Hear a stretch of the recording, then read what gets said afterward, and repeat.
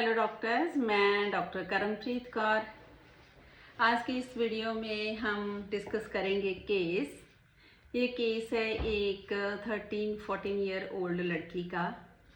उस लड़की को मेरे पास उसके पेरेंट्स द्वारा लाया गया। उसकी मेन प्रॉब्लम थी सीवियर कॉन्स्टिपेशन थी उसको, और माउथ अल्सर थे।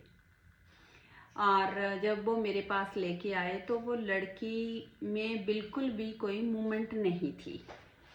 और उसको हम बुला रहे थे, उसकी मदर और मैं उसके साथ बात कर रहे थे, वो कुछ नहीं बोल रही थी।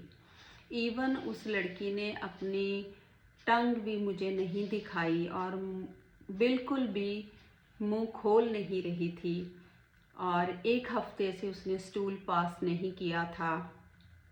और वो जहाँ बैठी ही रहती थी, जैसे बैठती वैसे ही बैठी रहती थी। उसकी मदर ने मुझे बताया कि अगर हम ज़बरदस्ती इसके मुंह में कोई बाइट डाल देते हैं तो वो च्यू नहीं करती, वो चबाती ही नहीं और अपने मुंह में ही रखती है और बिल्कुल भी मूवमेंट नहीं करती। कुछ भी खाएगी नहीं, कुछ भी पिएगी नहीं और कुछ भी बोलेगी नहीं। हमारे क्लिनिक पे भी मेरे और उसकी मदर के बार बार कोशिश करने पर भी वो कुछ नहीं बोली थी। और उसकी मदर ने एक मुझे इंसिडेंस सुनाया कि कुछ दिन पहले मैं उसको नहला रही थी बच्ची को, क्योंकि वो बच्ची बाय बर्थ थोड़ी प्रीमेच्योर डिलीवरी थी उस लड़की की और वो मेंटली फुली डेवलप नहीं है, लेकिन वो अपने काम सब अपने आप करती थी बीमार होने से पहले। जैसे उसकी ये आज की जो मैं आपके साथ केस शेयर कर रही हूँ, ये सिचुएशन उसकी लास्ट 15 डेज से है, लेकिन पहले वो मेरी पेशेंट है, जो भी उसको प्रॉब्लम आती है उसके पेरेंट्स मेरे पास लाते थे, वो ठीक थी, अपना काम कर रही है, अपना थोड़ी बहुत अपनी मदर के साथ हेल्प करती थी, लेकिन वो मेंटली फुली डेवलप नहीं है, एक नॉर्मल बच्चों की तरह नहीं है, लेकिन नॉर्मल थी अपने काम में। और उसकी मदर ने बताया कि मैं उसको नहला रही थी, तो वो बिल्कुल भी मूवमेंट नहीं कर रही थी। मैं उसको ज़बरदस्ती नहला रही थी तो मुझे गुस्सा आ गया।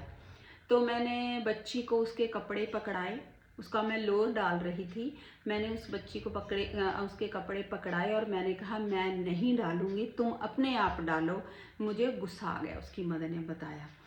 और उसने बताया कि मैं बाथरूम से बाहर आ गई और जब मैं 10 मिनट के बाद बाथरूम में गई तो वो लड़की उसी पोजीशन में खड़ी थी जिसमें वो अपनी लड़की को छोड़ के आई थी वॉशरूम में। और उसने कहा कि उसने एक भी स्टेप आगे पीछे कुछ नहीं किया था, वो जैसी थी वैसे ही वॉशरूम में खड़ी थी।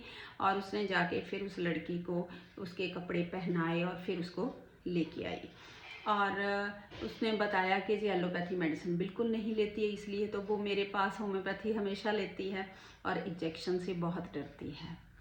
तो मैंने उस लड़की को मेडिसिन दी। पहले मेरी कुछ मेडिसिन फेल हुई, जैसे स्पॉन्जिया मैंने दी, वो मेरी रेमेडी मुझे रिज़ल्ट नहीं मिला। और दूसरी रेमेडी मैंने स्ट्रेमोनियम दी, उससे भी मुझे रिज़ल्ट नहीं मिला। और थर्ड मेडिसिन जो मैंने उसको दी वो थी हायोसाइनस, जिससे मुझे बहुत ही अच्छा रिज़ल्ट मिला। उसके मैंने रूब्रिक्स लिए, stupefaction, sits motionless like a statue, और सेकंड था unconscious, remains motionless like a statue, और insanity, immobile as a statue. और जो भी रूब्रिक्स हैं मैं हायोसाइमस के और स्पॉन्जिया रेमेडी जो मेरी फेल हुई, स्ट्रेमोनियम के, मैं सभी रूब्रिक्स डिस्क्रिप्शन बॉक्स में डाल दूंगी। आप फ्यूचर यूज़ के लिए उनको स्टडी कर लीजिए। और इन सभी रूब्रिक्स के बेसिस पे मैंने उस बच्ची को हायोसाइमस मेडिसिन दी और वो धीरे धीरे रिकवर कर गई और वो बिल्कुल ठीक है। पहले मैंने उसको 30, फिर 6 और उसके बाद वो ठीक है, अब नॉर्मल खाना खा रही है, नॉर्मल बोल रही है, जितना वो बोलती थी अपनी नॉर्मल रूटीन में वो बच्ची आ गई। और आप भी इसको अपनी प्रैक्टिस में अप्लाई करिए। जो मेन है स्टैचू, बच्चा बड़ा, ये जैसे जो डिमेंशिया के केसेस हैं हम उसमें यूज़ कर सकते हैं।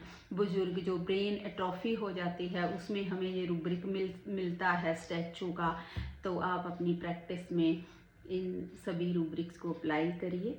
Okay, thank you.